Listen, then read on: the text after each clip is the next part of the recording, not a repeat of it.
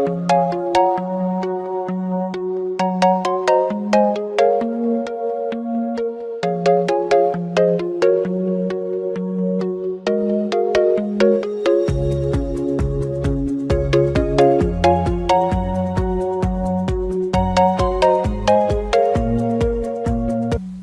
in modern times, knowledge of the elusive creature, the wild chimpanzee, was largely based on speculation.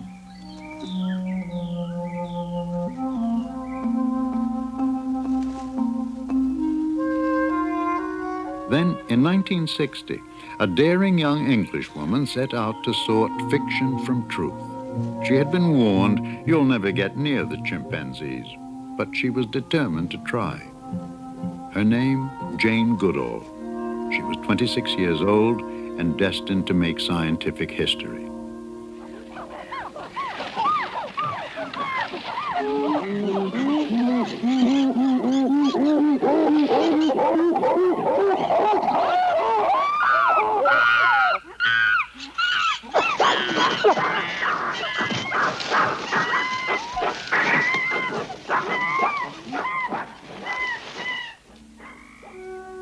Against odds many thought insurmountable, she gradually earned the chimpanzee's trust. The picture that has emerged is an awesome portrait of the animals most like man. The similarities to humans are startling. The obvious physical resemblance. The discovery that they hunt and eat meat. The even more profound revelation that they are intelligent enough to make and use tools.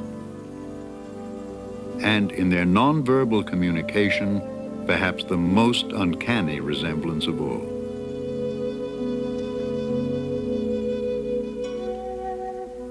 Meticulously documented on motion picture film, Jane Goodall's classic study stretches from 1960 to the present day. A compelling chronicle that spans 3 generations of chimps, it is the longest study of any wild animal group in the world. Unexpectedly, one of its recent chapters took a forbidding turn. The usually gentle, amiable chimps revealed a dark and sinister side, puzzling, savage behavior as yet unexplained.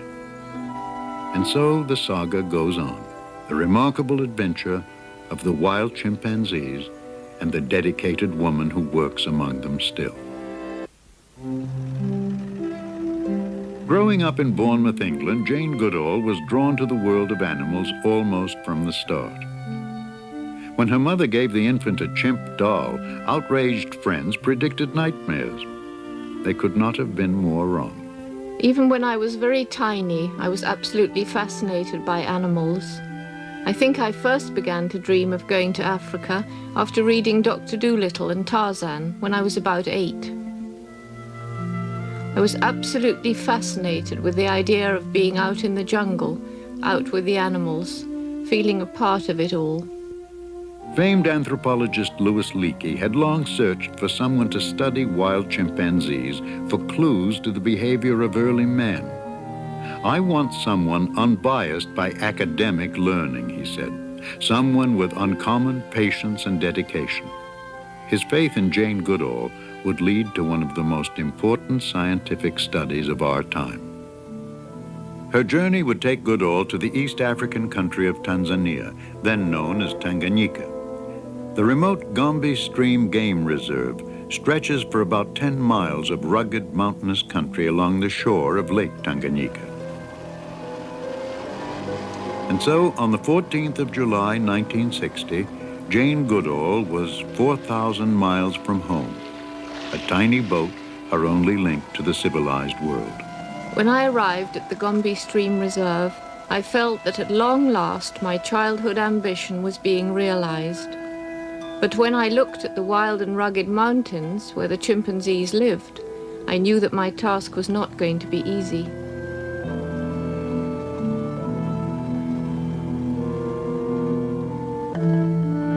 Day-to-day life in this remote wilderness would be difficult at best. The local authorities, horrified at the thought of a young white woman alone in the wild, at first refused Jane permission to come, agreeing only when she said she would bring a companion. Aside from her mother, Van Goodall, and an African cook, Jane would spend the next several months virtually alone. It was already late afternoon when the tents were pitched and provisions stored, but after 20 years of dreaming of this day, Jane was eager to begin. Unarmed and untrained, she ventured into a strange new world.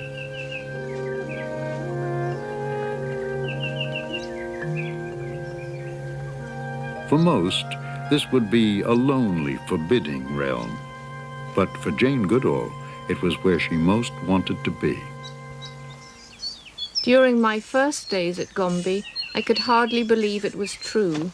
At last, I was out in the wild. I didn't see many animals, but I had the feeling they were there all around, watching me. There were rustles in the undergrowth, strange calls, smells I could not identify.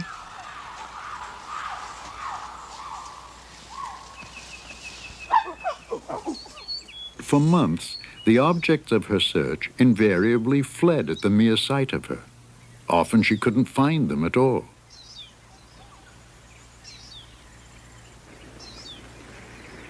It was a steep, rigorous climb to the open ridges above, but perhaps, she hoped, a way to pinpoint the nomadic apes below. I discovered, not far from camp, that there was a peak overlooking two valleys. And from this vantage point, I was able to gradually piece together the daily behavior of the chimps. The major advantage of the peak was that the chimps could see me sitting up there and gradually get used to my presence.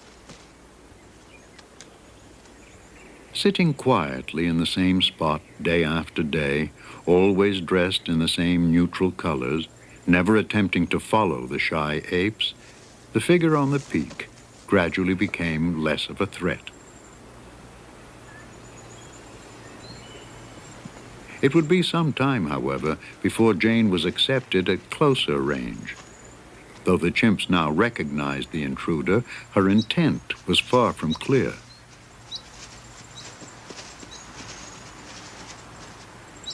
Jane had to accept the realization that, for the time being at least, much of her knowledge would be based on indirect evidence, like an abandoned sleeping nest high in the trees.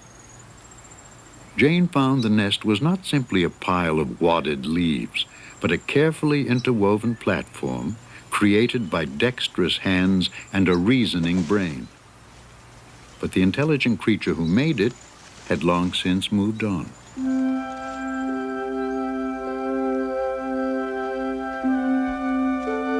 Impatient with her slow progress with the chimps, Jane stretched each day to the final rays of the setting sun. This would be her first meal in 12 hours. It had been another long and frustrating day. As I'm not a defeatist, it only made my determination to succeed stronger. I never had any thought of quitting. I should forever have lost all self-respect if I had given up. And so, days that began before dawn reached well past midnight, and for as long as it would take, tomorrow would be the same. Even when there were no chimps to be found, there was always much to be done. Samples of plants that chimps eat would be preserved for later identification. There was a new language to learn, tribal customs to absorb. A makeshift clinic helped cement good relations with the local villagers. With camp life settling into a comfortable routine, Gombe increasingly became Jane Goodall's private world. Though her staff was growing, outsiders till now had not been welcome, lest they frighten the chimps. But at Louis Leakey's urging, she agreed that a permanent film record of the chimps be made. To shield herself and the cameraman, she built a blind, a screen of leaves. Hugo van Lawick is a specialist in wildlife. Primarily funded by the National Geographic Society, over the coming years, he and Goodall would capture details of chimp behavior never before dreamed possible.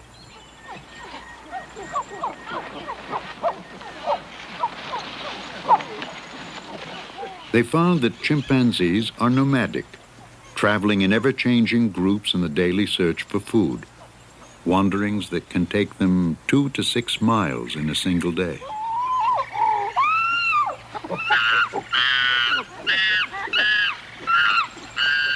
They are animals of dramatic extremes, noisy and excitable one minute, calm and gentle the next.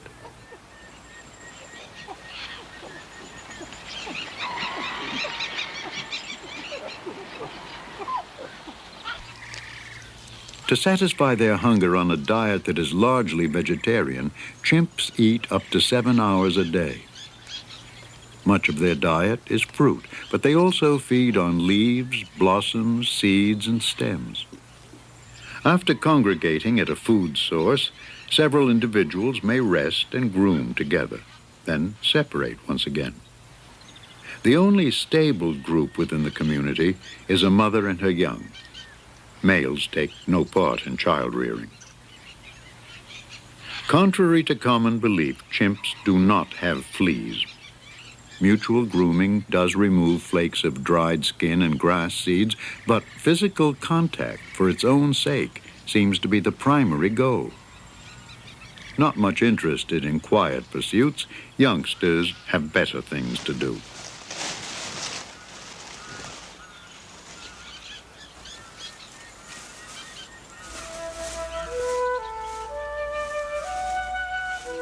The chimps very gradually came to realize that I was not dangerous after all. I shall never forget the day, after about 18 months, when, for the first time, a small group allowed me to approach and be near them. Finally, I had been accepted. I think it was one of the proudest and most exciting moments of my whole life. Chimpanzees are as distinct from one another as are human beings, and Jane gave them names as she came to recognize them. Old Flo, with her bulbous nose and ragged ears, is matriarch of the family Jane would come to know best. At 7 weeks, infant Flint is still completely dependent on Flo. Flo's adolescent son Figgin plays with his younger sister Fifi. Even fully mature Fabian often stays with the family. Ever since Flint's birth, his sister Fifi has been fascinated by the baby. Repeatedly, she tries to touch and groom him.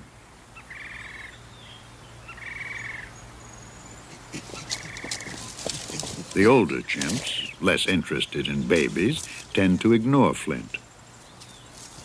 But Fifi is persistent, actually trying to take the infant from Flo. Though protective of her newborn, Flo is never rough with Fifi. When she's had enough, she simply walks off, leaving Fifi looking rather frustrated.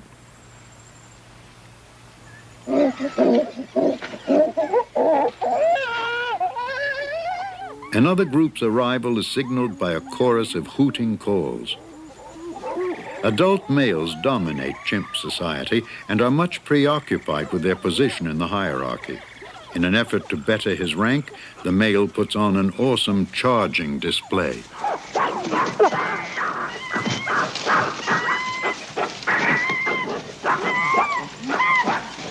With hair bristling and vegetation flying, the male makes himself appear larger and more dangerous than he actually is. Intended to intimidate rivals, it is usually nothing more than superb bluff.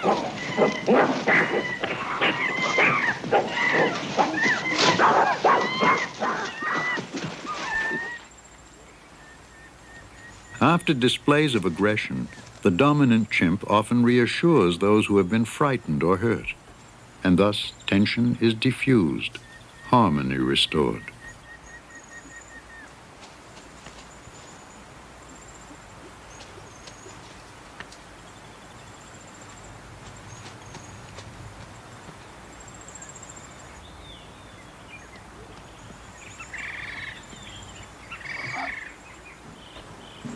One male rose to the top of the hierarchy by intelligence rather than strength. Mike discovered that rolling empty kerosene cans from Jane's camp made a horrifying noise.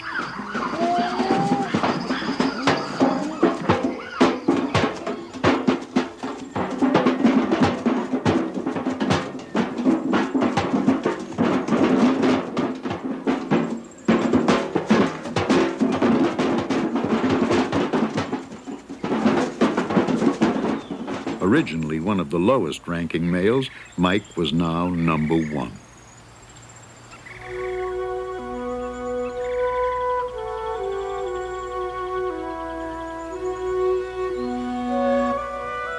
Close to where they are feeding when dusk falls, the chimpanzees will build sleeping nests for the night, 30 to 40 feet up in the trees. After choosing a suitable foundation, such as a horizontal fork, the chimp takes only 3 to 5 minutes to bend down branches, then twigs, to create a comfortable padded bed.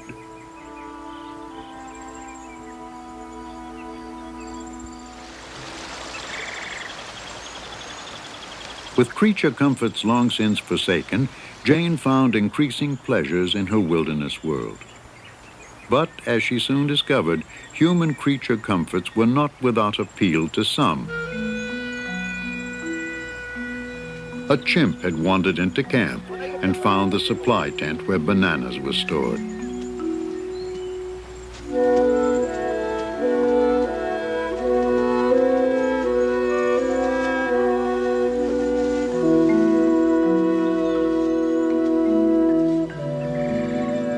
Because he had been to camp before, when Jane was in the forest, she had a prearranged signal to call her back. It was thrilling after all this time to find a chimp actually in my camp. It was David Greybeard, a male I had already come to know out in the forest. David's boldness marked a turning point for Jane. After the endless months she had searched for them, the chimps, following David's lead, now came to her. Gradually, their inherent fear gave way, and an offer of friendship was accepted, with trust.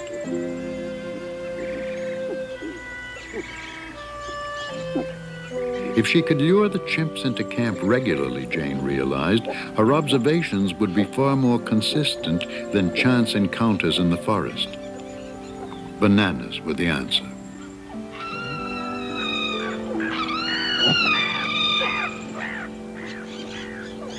The scheme was not without its flaws, as the local baboons quickly proved. David Greybeard repeatedly ran to his friend, the more powerful Goliath, for protection.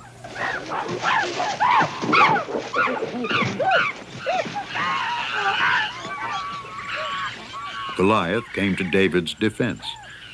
But the baboon knew which chimp was afraid, and it was David he went for. Every time.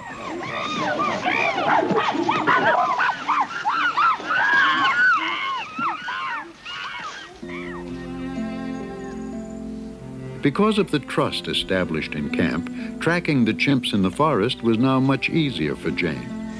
She was able to follow and document in detail the development of Flo's infant son, Flint.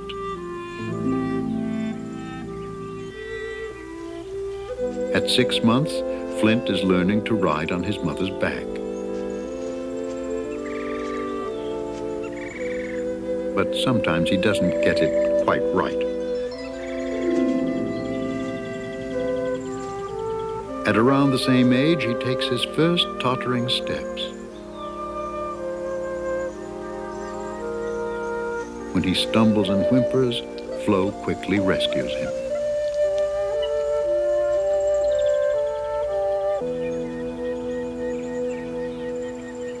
Flo is a particularly affectionate, tolerant, and playful mother. And because much maternal behavior is learned, she is the role model for her daughter Fifi. As Flint grows older, Flo permits Fifi to take him for brief periods of time. Such experiences provide important training for the future, when young females mature and have offspring of their own. About the time Flo begins to carry Flint on her back, Fifi tries to imitate Flo. Though unsuccessful, the attempt marks an important milestone in her learning experience.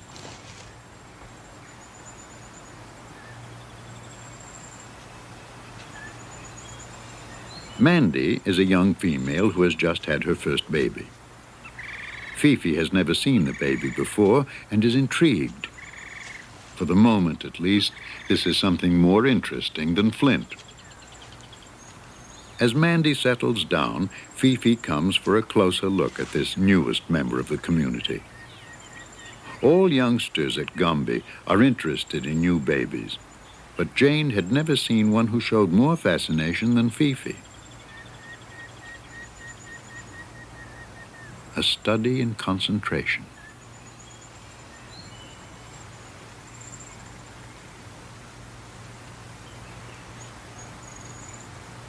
Mandy is not worried by Fifi's presence, but when adolescent male Figgin approaches, she nervously moves off.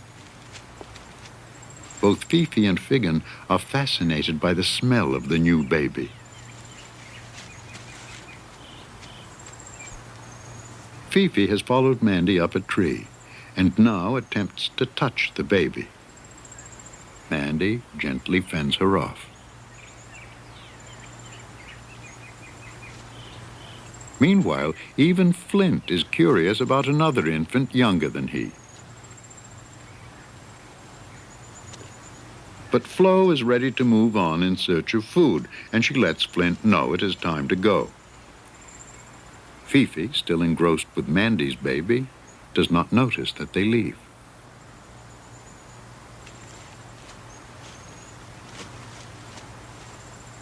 When she finally looks for her mother, Flo is out of sight.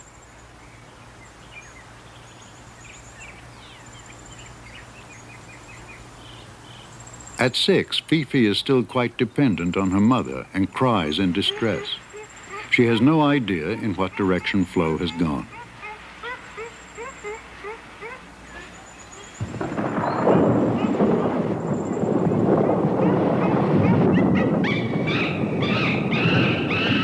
Normally, Flo would come at Fifi's cries, but apparently can't hear her above the growing storm.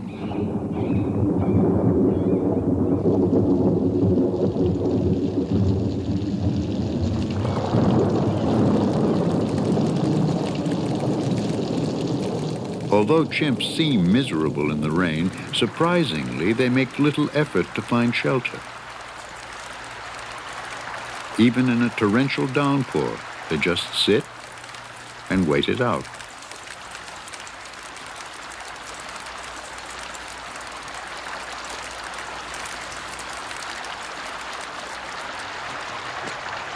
Long committed to observing the chimps 7 days a week, Jane ignored the rain.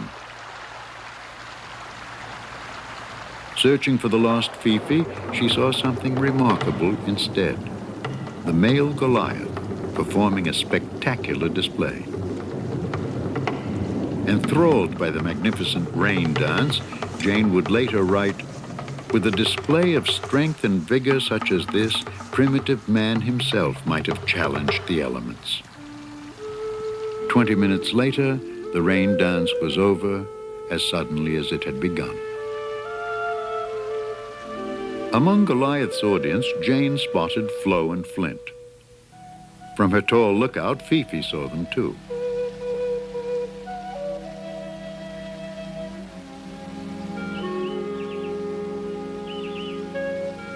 Strong family ties, temporarily broken by the storm, were once again intact.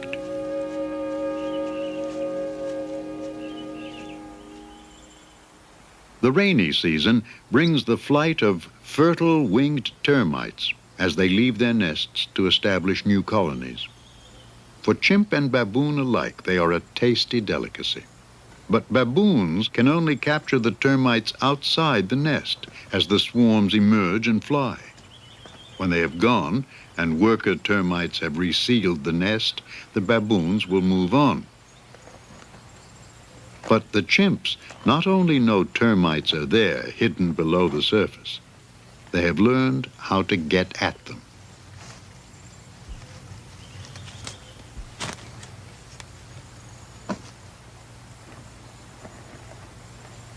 In defense of their nest, the termites grip onto the grass, and with utmost care, the chimp gently draws them out. As a stem becomes bent, the chimp breaks off the end to make it work more efficiently. Sometimes a leafy twig is selected, but first it must be stripped of its leaves. In these actions, modifying natural objects for a specific purpose, the chimp is not only using, but actually making tools. It seems certain that this is a learned behavior, passed from generation to generation by watching and imitation. Flint does not yet know how to fish for termites, but already he imitates part of Flo's technique. Jane's proof that chimps make and use tools would rock the scientific world. Tool using always used to be considered a hallmark of the human species.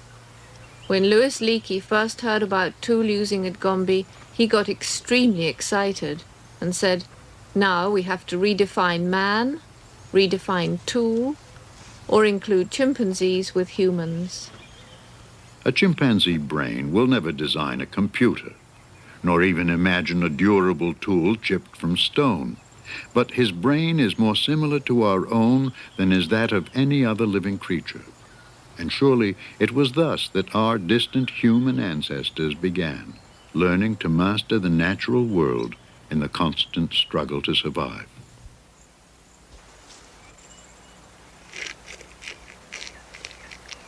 To a thirsty chimp, rainwater trapped in the hollow of a tree is inviting but not easily reached.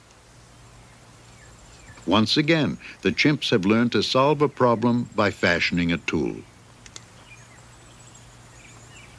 Wadded leaves act as a sponge.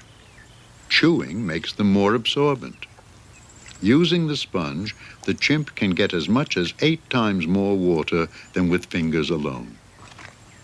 Inherently curious, youngsters like Fifi learn from older chimps, and thus the technique is passed on. Baboons at Gombe outnumber the chimps by about 4 to 1. For the most part, the two species coexist peacefully. But the baboon is a competitor for food, and friction can arise. Because he has the intelligence to use a weapon, yet another type of tool, even a youngster can intimidate a fully grown male. The bluff works. But as Jane would find out, sometimes the aggression is very real.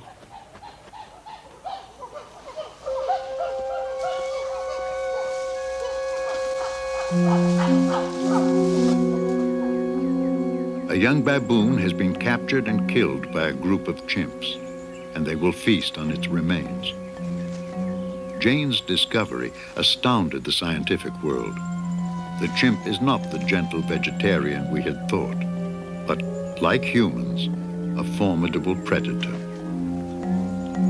Sometimes cooperating to hunt and stalk their prey, they also kill young antelope, bush pigs, and monkeys.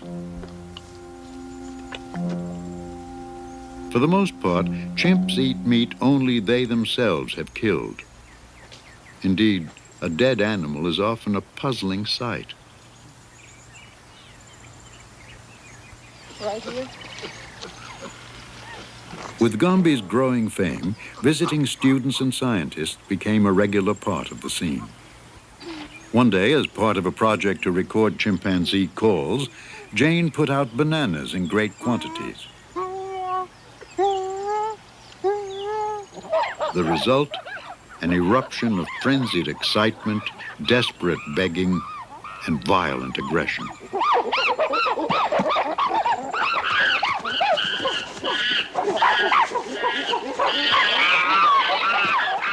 Because of the excessive hostilities aroused, Jane disapproved of such human intervention. But the episode was not without value, revealing the intricate patterns of chimpanzee dominance and submission, and the chimp's intense need for reassurance by touch.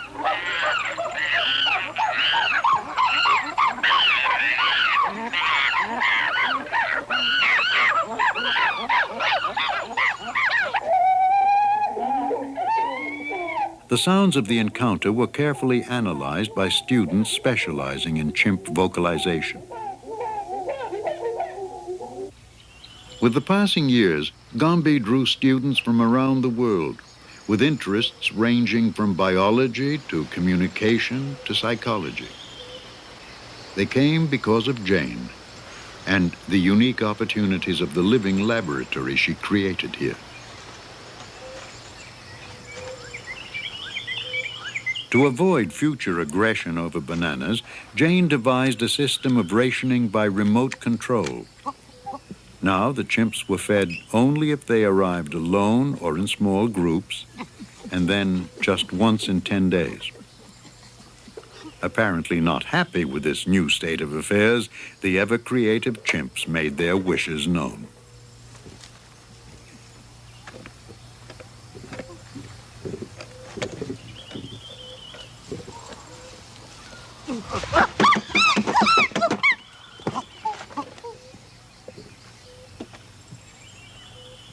The chimps' presence in camp provided an opportunity for experiments not possible in the forest. How would they react to something new? All chimpanzees are intensely curious, but often afraid of the unfamiliar. For the first time, Flint attempts the typical male intimidation display, pulling vegetation and stamping.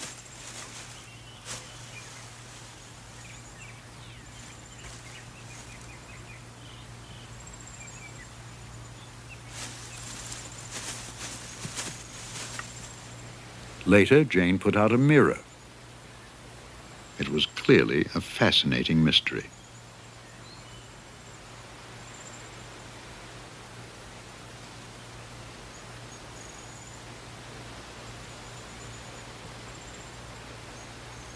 In retrospect, Jane will say that had she known her study would continue indefinitely, she would not have encouraged contact between herself and the chimps. For one thing, they are stronger than humans, and if they lose their fear, dangerous. Indeed, in the future, Jane would minimize all interaction with the chimps. But for the moment, after the long struggle for acceptance, David's silent consent to be groomed was a prize beyond measure.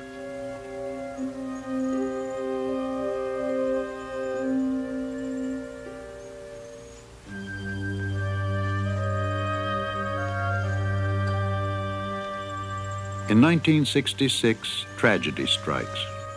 An epidemic spreads from a nearby village, and Gombe awakes to the devastation of polio. Nothing that has happened at Gombe, before or since, has been as horrible. Nothing. They were among the darkest days of my life, a living nightmare.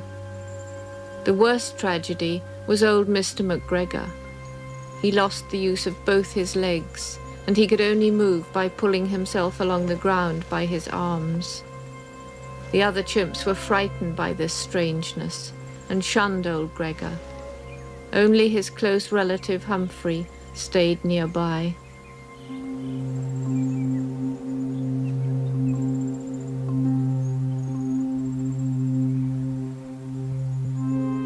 The mother, Ollie, has lost her month-old infant to the disease.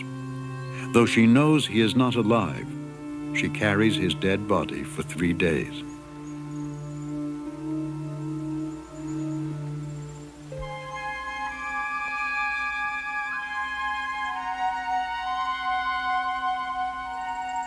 Polio vaccine is flown in and fed to the chimps in bananas, but for many it is too late.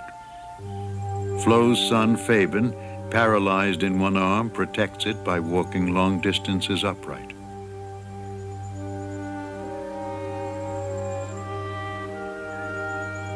To get food, Mr. McGregor had learned to pull himself into trees with the strength of his arms alone. But he dislocates a shoulder while trying to climb and now can no longer move at all.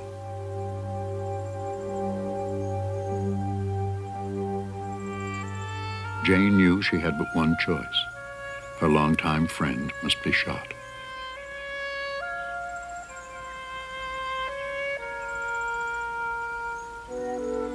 But 1967 would bring joy.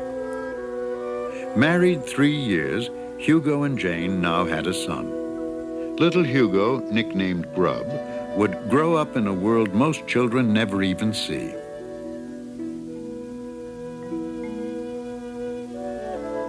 Spending less time at work to be with Grub, Jane modeled her behavior after the patient, affectionate chimp mother she had long observed. Gombe was the ideal place to raise a child, she said.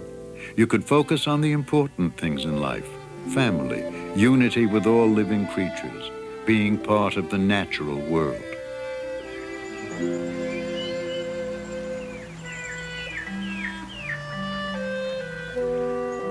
As she watched her own son grow, Jane continued to track the development of Flo's son, Flint, who was now 4½. Pregnant with her 5th child, Flo was increasing her attempts to wean Flint. Typical of youngsters his age, he resisted, still trying to suckle and demanding to ride on Flo despite his large size.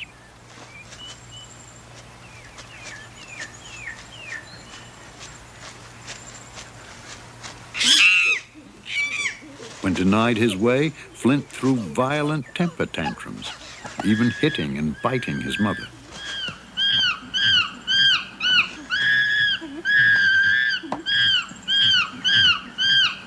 Perhaps because she was too old to cope, Flo often gave in and let Flint have his way. Later, this would have grave consequences.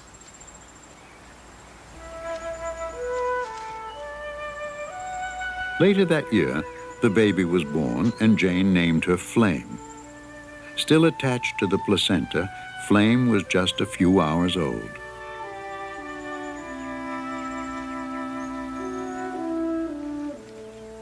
Because females give birth only every 5 to 6 years, a newborn always stirs much curiosity among the youngsters. Jane wondered what the birth would mean to Flint.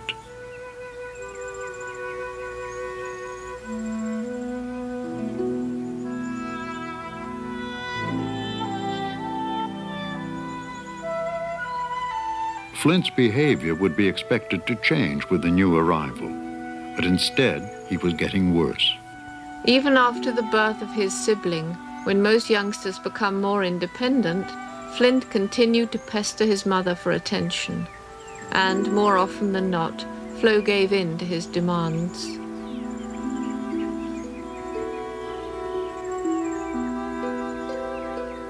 Even with Flame at Flo's breast, Flint sometimes tried to suckle.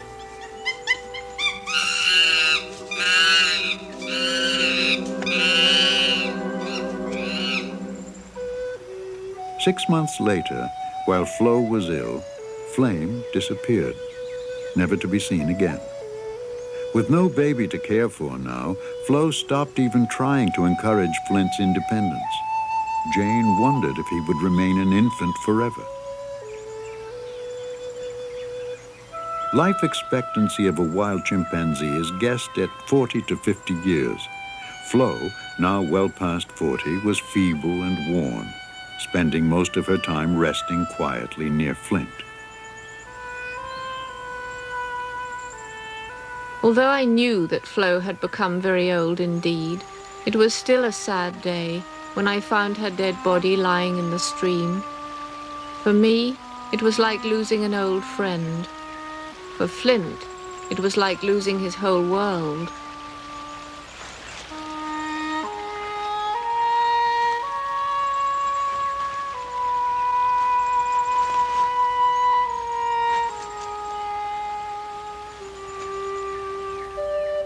Flint stayed by himself, close to the place where Flo had died.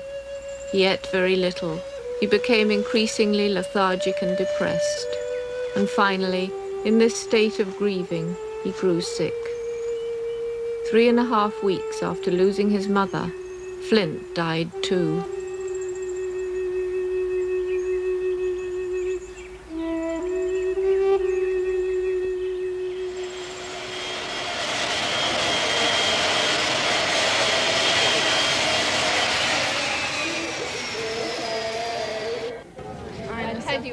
Today, the name Jane Goodall is almost synonymous with animal research. Accomplished author, speaker, and now a PhD, she is sought all over the world. A rarity among scientists, she has become a celebrity in her own right. He wasn't having it at all. He wanted to follow his adolescent brother. Wherever she goes on her annual lecture tours, eager crowds gather to hear the latest chapter in the lives of the chimps. Any particularly new developments, new behavior of chimps? Two quite interesting new developments. One is concerned with territoriality. Though she welcomes the opportunity to share her world, Jane keeps her visits short. Gombe is where she most wants to be.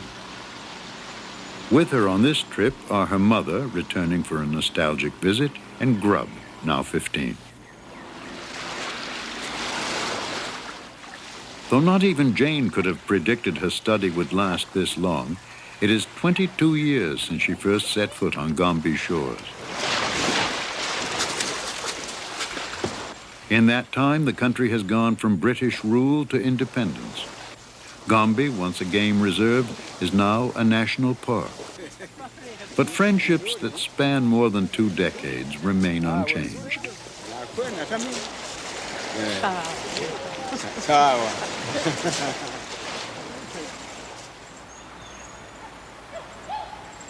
Today, permanent structures have replaced Jane's lakeshore tent, and a staff of 10 Tanzanian field assistants has been trained to help observe the chimps. The men work in teams of 2 and follow the animals 7 days a week. In recent years, they, along with Jane, witnessed a startling turn of events. Like Gombe itself, the chimps, it seemed, had changed too. If I'd left, as Louis Leakey predicted, after 10 years, we would have had a very different picture of the chimpanzees to that which we have today.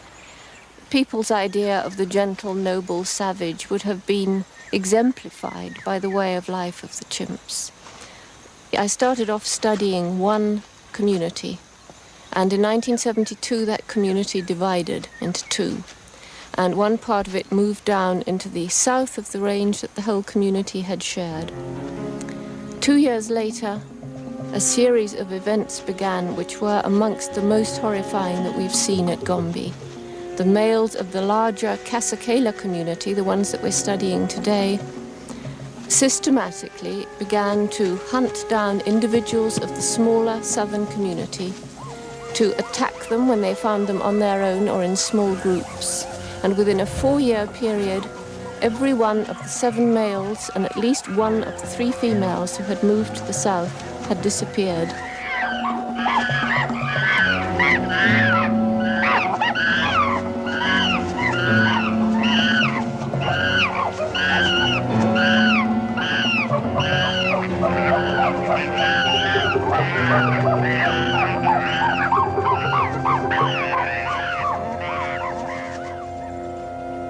The sequence of events that occurred during this warfare were really shocking, because these attacks were not over in 1 minute. They lasted 20 minutes. They were gang attacks where between 3 and 6 adult males together attacked one victim.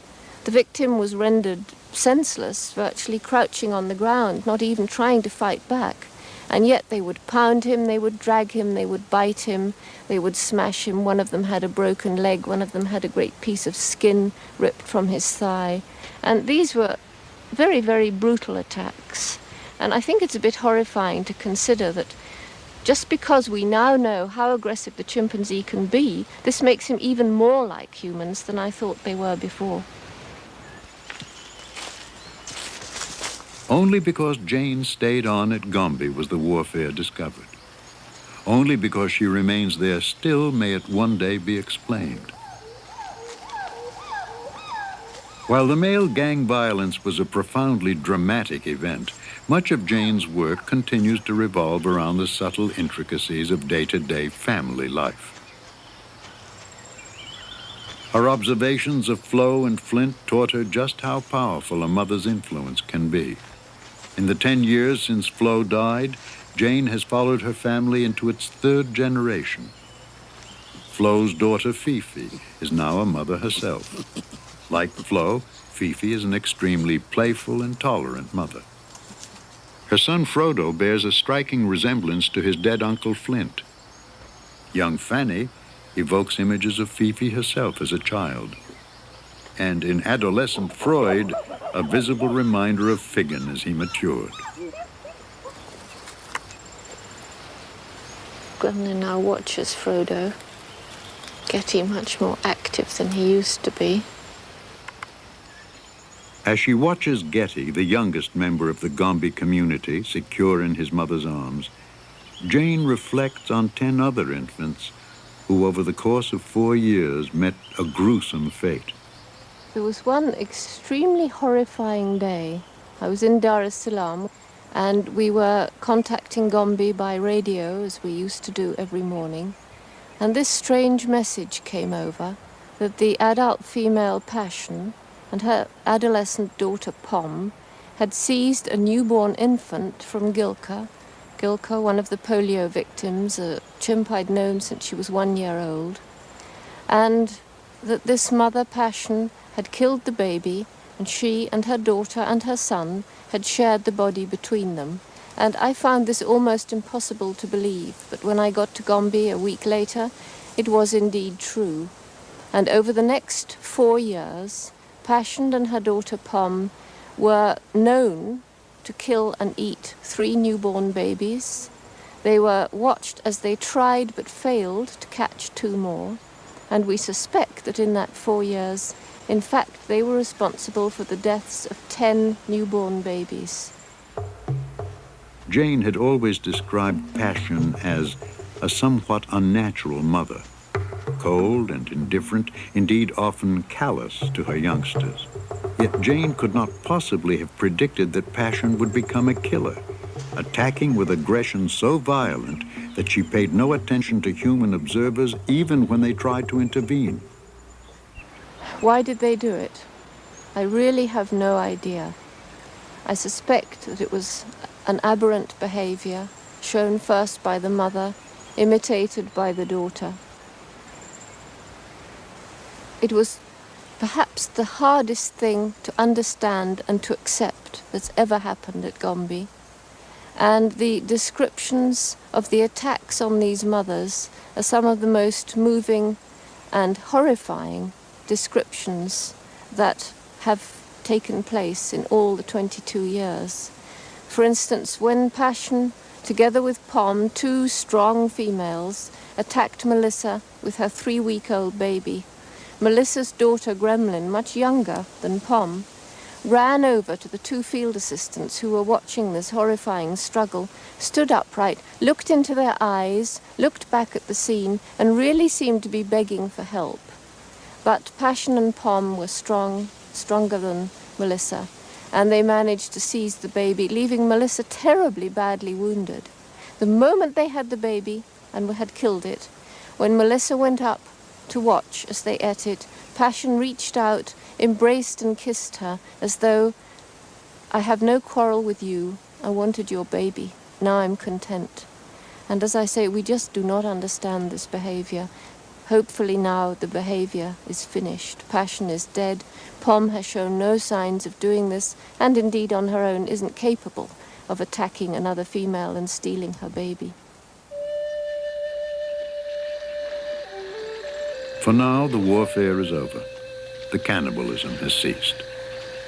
Gombe is quiet again, but for the eternal sounds of the African night.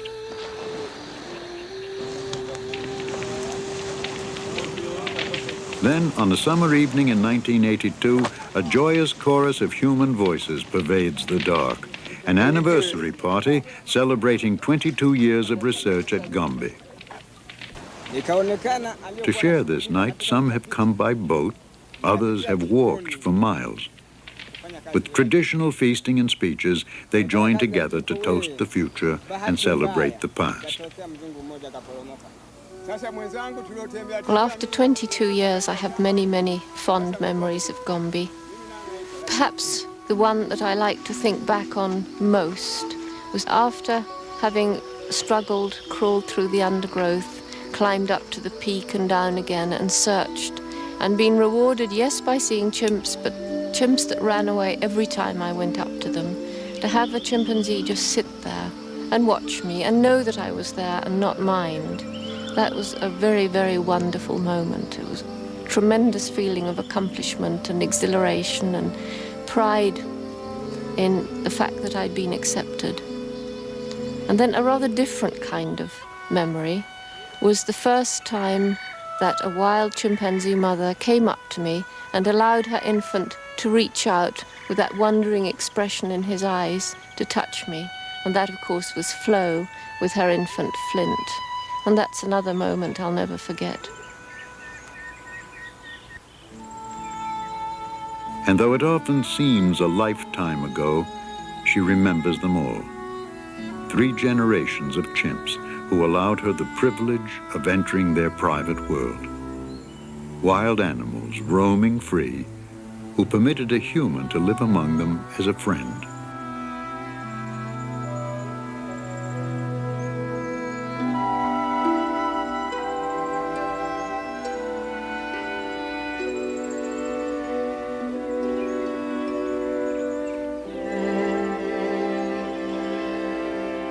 Today, the direction of the study lies uncharted ahead, to be written by the chimps themselves. It is a future Jane Goodall embraces with anticipation and a personal dream. I hope to stay at Gombe for as long as I can struggle around the mountains, and even after that, I would hope that I can train somebody to follow in my footsteps, so that when I'm old and doddering lady, I can still hear about Melissa's grandchildren and Fifi's successes and be happy in my old age. When Louis Leakey told Jane her study might last 10 years, it sounded like a lifetime, and privately she thought 3 years at most. Already into her 3rd decade at Gombe, the pioneer who dared to be accepted by wild animals and won has no intention of leaving now.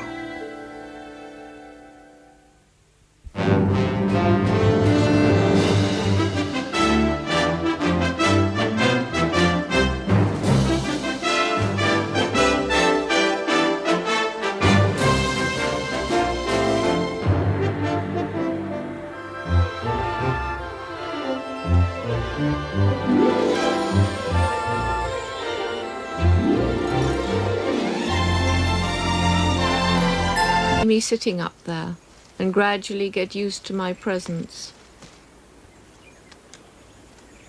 Sitting quietly in the same spot day after day, always dressed in the same neutral colors, never attempting to follow the shy apes, the figure on the peak gradually became less of a threat. It would be some time, however, before Jane was accepted at closer range. Though the chimps now recognized the intruder, her intent was far from clear.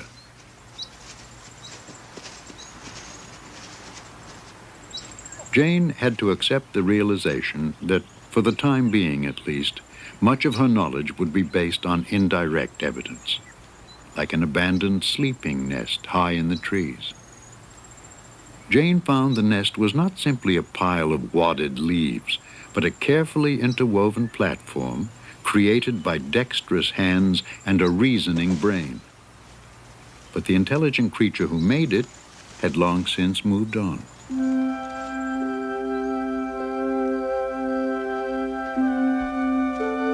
Impatient with her slow progress with the chimps, Jane stretched each day to the final rays of the setting sun. This would be her first meal in 12 hours. It had been another long and frustrating day. As I'm not a defeatist, it only made my determination to succeed stronger. I never had any thought of quitting. I should forever have lost all self-respect, feeling a part of it all. Famed anthropologist Louis Leakey had long searched for someone to study wild chimpanzees for clues to the behavior of early men. "I want someone unbiased by academic learning," he said, someone with uncommon patience and dedication. His faith in Jane Goodall would lead to one of the most important scientific studies of our time. Her journey would take Goodall to the East African country of Tanzania, then known as Tanganyika. The remote Gombe Stream Game Reserve stretches for about 10 miles of rugged mountainous country along the shore of Lake Tanganyika. And so, on the 14th of July, 1960, Jane Goodall was 4,000 miles from home, a tiny boat, her only link to the civilized world. When I arrived at the Gombe Stream Reserve, I felt that at long last my childhood ambition was being realized. But when I looked at the wild and rugged mountains where the chimpanzees lived, I knew that my task was not going to be easy.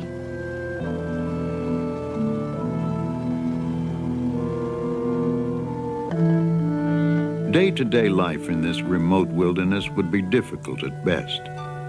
The local authorities, horrified at the thought of a young white woman alone in the wild, at first refused Jane permission to come, agreeing only when she said she would bring a companion. Aside from her mother, Van Goodall, and an African cook, Jane would spend the next several months virtually alone. It was already late afternoon when the tents were pitched and provisions stored, but after 20 years of dreaming of this day, Jane was eager to begin. Unarmed and untrained, she ventured into a strange new world.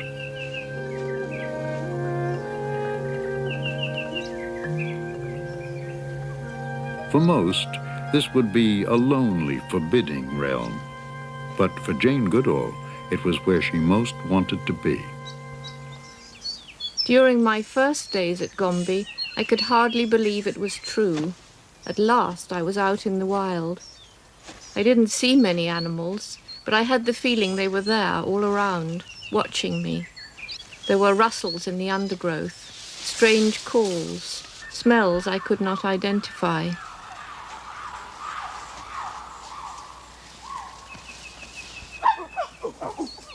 For months, the objects of her search invariably fled at the mere sight of her. Often she couldn't find them at all.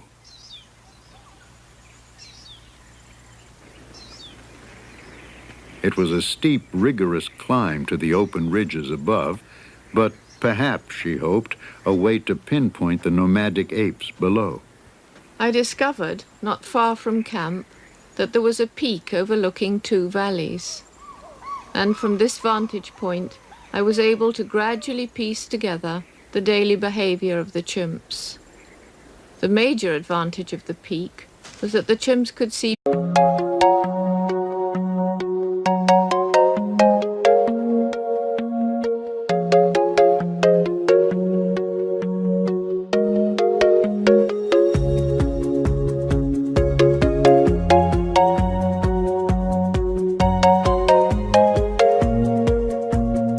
Even in modern times, knowledge of the elusive creature, the wild chimpanzee, was largely based on speculation.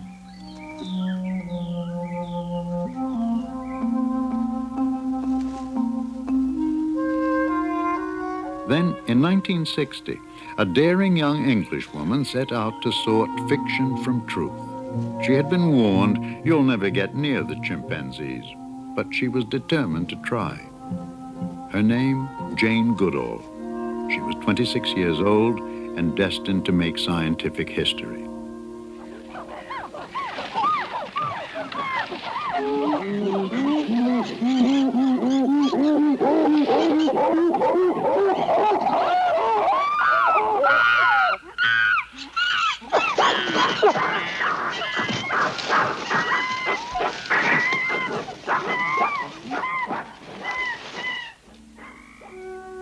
Against odds many thought insurmountable, she gradually earned the chimpanzee's trust. The picture that has emerged is an awesome portrait of the animals most like man. The similarities to humans are startling. The obvious physical resemblance. The discovery that they hunt and eat meat. The even more profound revelation that they are intelligent enough to make and use tools. and in their nonverbal communication, perhaps the most uncanny resemblance of all.